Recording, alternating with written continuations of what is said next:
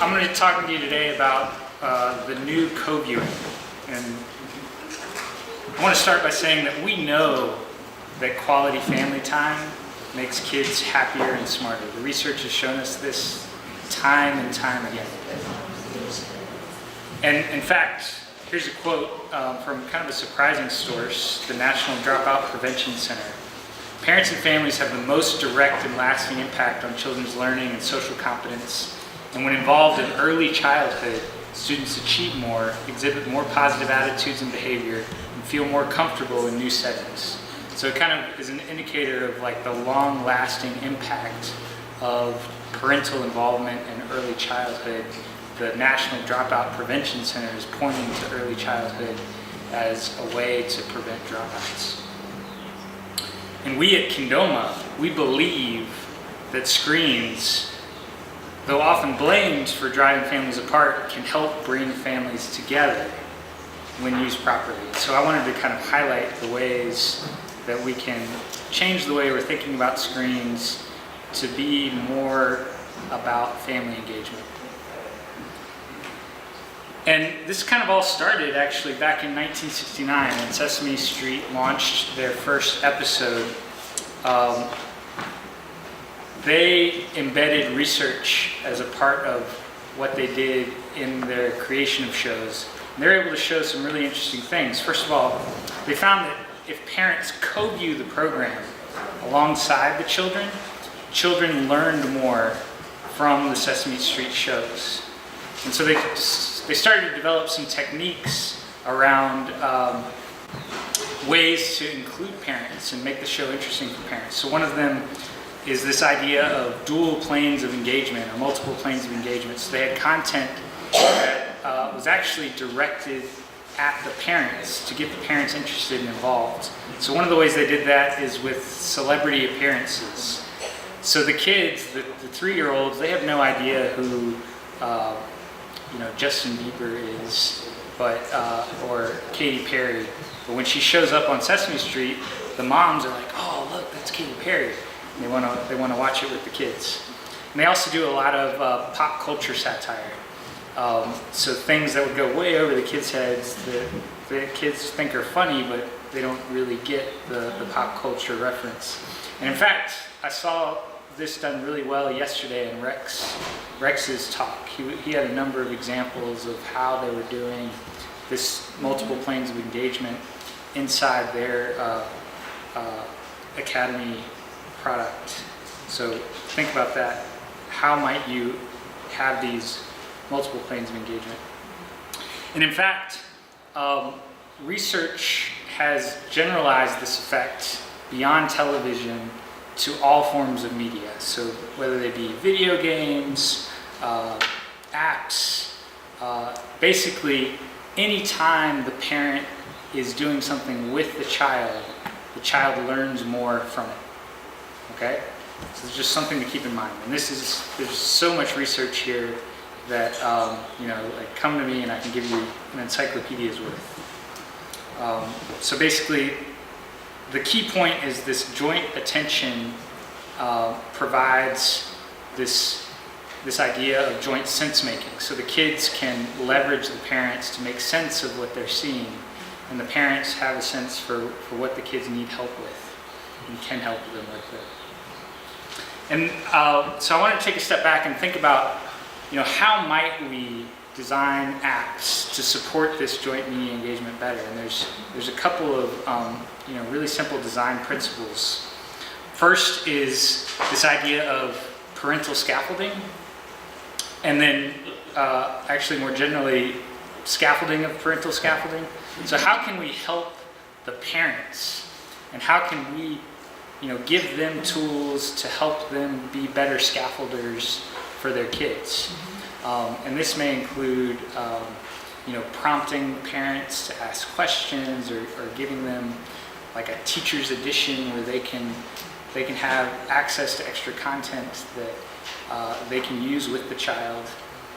Another technique is assigned roles or differentiation of roles. So give everybody in the family, the parents and the child, different roles in, for example, a game. And really, I think the best approach here is to really think about how games are played when parents and kids are together, right? So if you think about something like, let's say, Sorry, right? If you're playing it with a really young child, like a 3-year-old, you might have the child play on your team, right?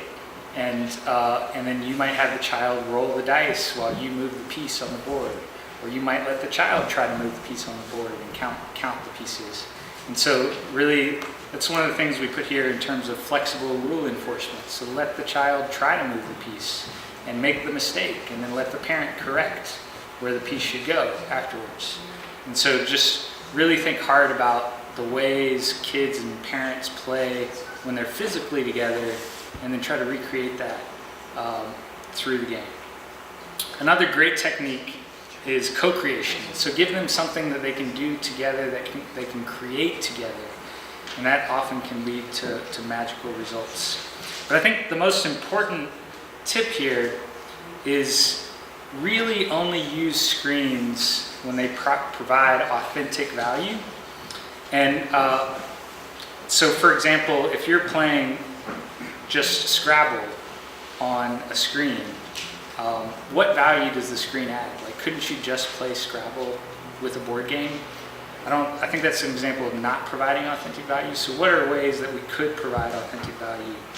And one way that we like to highlight at Kindoma is the value of video calling.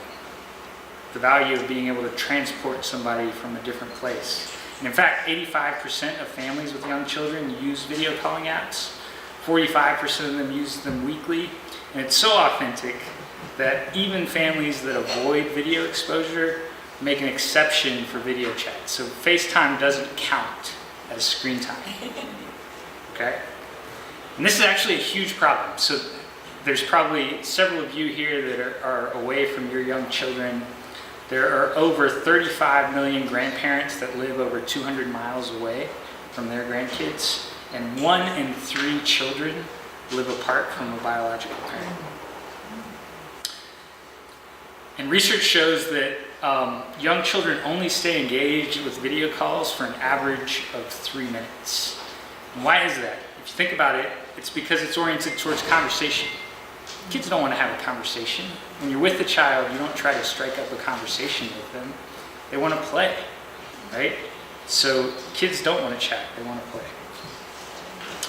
So we did a series of research projects starting back, I was at the Nokia Research Center, and my co-founder was Carly Schuler was at Sesame Street. And we were working on a research collaboration looking at how families communicate and how we might improve that. And we built a series of prototypes, starting with this one. And this was really interesting because it's a physical book, and then in the top right you have the video chat with the grandparents, and on the left you have like a video feed of Elmo. So Elmo's like a third member of the video chat.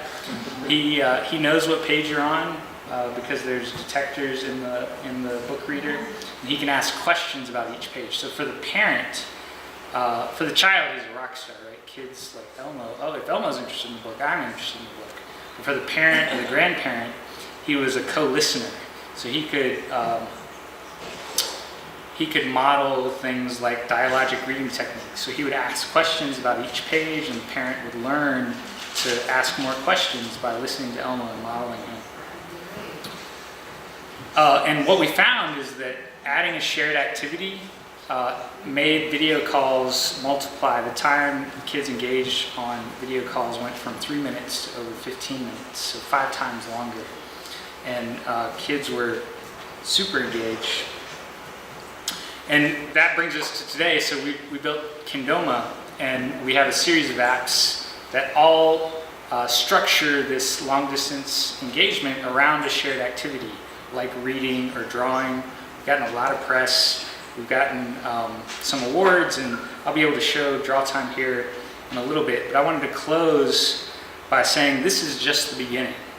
And there's a whole range of experiences and things that we can do together. And I'm going to be looking to you guys to partner with you to bring this further. But I wanted to give you a taste for where this could go with another prototype that we built. This one's called People and Books.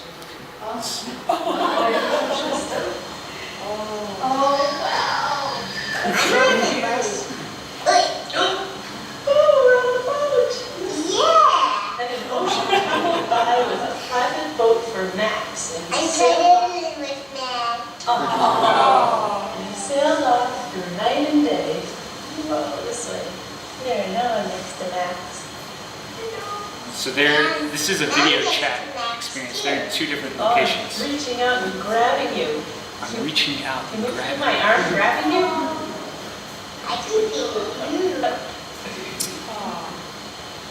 And screaming.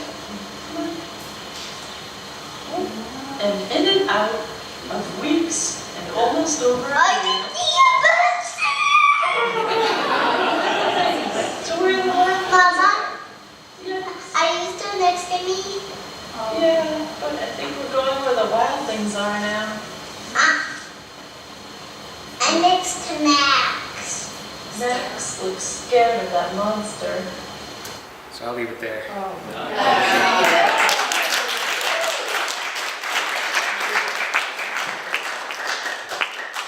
And thank you very much. Wow.